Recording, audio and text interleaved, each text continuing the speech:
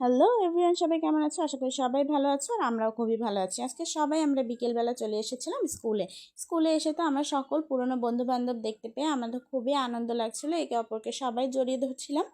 স্কুলে আমরা সবাই আজকে এসেছিলাম পুনর্মিলনী রেজিস্ট্রেশন করার জন্য। এদিকে রেজিস্ট্রেশন কাজ চলমান ছিল।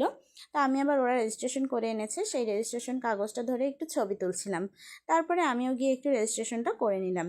রেজিস্ট্রেশন করা শেষ করে আমি আবার দেখাচ্ছিলাম যে আমিও রেজিস্ট্রেশন করছি, ওরা বলছে আমরাও করছি। যাই হোক, এগুলো করা শেষ করে আমরা স্কুল থেকে বেরিয়ে যাচ্ছি। আমরা সবাই চিন্তা করলাম যে অনেক দিন পরে সবার সাথে দেখা হয়েছে, তাই আমরা একটু পার্কে ঘুরতে যাব। স্কুলের পাশেই ছিল পার্কটা, তাই আমরা সবাই হেঁটে হেঁটেই যাচ্ছিলাম। ও আবার বললো যে অনেক বছর পর ওই পার্কে ঘুরতে এসেছে। ওরা আবার পাশে কিছু সুন্দর সুন্দর কচু গাছ দেখতে পেয়েছিল, এই কচু গাছগুলো নিয়ে আবার একটু গবেষণা করছিল। যেহেতু কৃষি ইনস্টিটিউটে পড়ে, সবাই ওর কাছে অনেক কিছু জানতে চাচ্ছিল এবং ও সেগুলোকে বলার চেষ্টা করছিল। যাই হোক, এগুলো করা শেষ করে আমরা পার্কের দিকে যাচ্ছিলাম। পার্কে আবার সামনে কিছু বখাটে ছেলে দেখে তৃপ্তি এবার বলছিল যে এই বখাটে ছেলেগুলো সামনে থেকে ও কীভাবে যাবে, ওর তো খুবই ভয় লাগছে, এরা কি করবে না করবে। যাই হোক, এটা নিয়ে আমরা একটু ফান করছিলাম। আমরা এগুলো করতে করতে পার্কের দিকে ঢুকে পড়লাম। আগে এই পার্কটাকে বলা হতো লিচু বাগান। তখন আমরা ছোটোবেলা ভাবতাম যে এই লিচু বাগানে যারা আসে তারা একদমই ভালো না, ভালো মানুষ না। এটা নিয়েও আমরা একটু কথা বলছিলাম। যাই হোক, আজকে পার্কের পরিবেশটা কিন্তু খুবই সুন্দর। চারপাশে ছিল বাতাস আর মেঘলা একটা আবহাওয়া। আকাশটা ছিল একদমই নীল।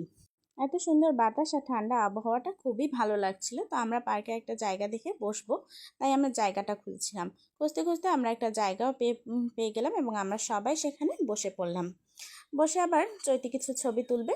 তো তৃপ্তি আবার ওকে কিছু ছবি তুলে দিচ্ছিল, আর নাবিলার ইশরাত ওকে আবার কিছু স্টাইল বলে দিচ্ছিল কিভাবে ছবিটা তুললে ছবিটা সুন্দর হয়, আর তৃপ্তি আবার ওর ছবিটা তুলে দিচ্ছিল।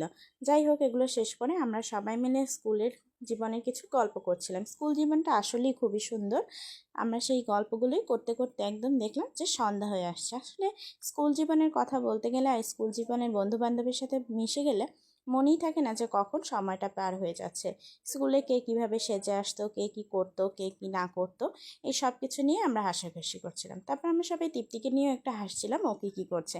তাই ও আবার একটু রাগ করেছে আমাদের উপর, আমরা কেন ওকে নিয়ে হাসছিলাম। যাই হোক, এগুলো করা শেষ করে আমরা কিছু ছবি আর ভিডিও ক্লিপ নিয়ে নিলাম। ভিডিও ক্লিপ নিতে নিতে প্রায় সন্ধ্যা হয়ে গেছে। তো আমরা তখন চিন্তা করলাম যে এখন আমরা হালকা পাতলা কিছু খেয়ে সবাই বাসার দিকে চলে যাব। তো আমরা পার্ক থেকে বের হচ্ছিলাম। বের হওয়ার সময় আমরা আবার সবাই খেয়াল করলাম যে আমাদের কয়েকজনের পায়ের জুতা সেম টু সেম। আমরা সবাই তখন জিজ্ঞাসা করছিলাম কে কত টাকা দিয়ে জুতা, কে একটু জিতে গেছে, এগুলো নিয়ে আমরা কথা বলছিলাম। তো এগুলো বলতে বলতে আমরা হাঁটতে হাঁটতে এর পাশে একটা দোকানে চলে যাব, যেখান থেকে আমরা কিছু হালকা পাতলা খাবার খেতে পারবো।